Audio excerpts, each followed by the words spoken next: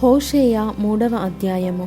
మరియు యెహోవా నాకు సెలవిచ్చినదేమనగా, ఇశ్రాయేలీయులు ద్రాక్షపండ్ల అడలను కోరి ఇతర దేవతలను పూజించినను యెహోవా వారిని ప్రేమించినట్లు దాని ప్రియునికి ఇష్టురాలై వ్యభిచారిణియగు దాని యొద్దకు నీవు పోయి దానిని ప్రేమించుము.